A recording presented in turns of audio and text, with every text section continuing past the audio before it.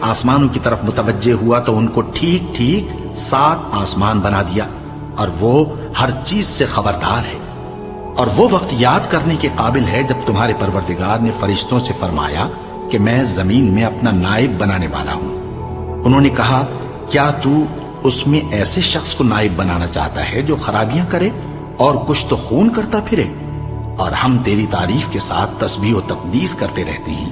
فرمایا، میں وہ باتیں جانتا ہوں جو تم نہیں جانتے۔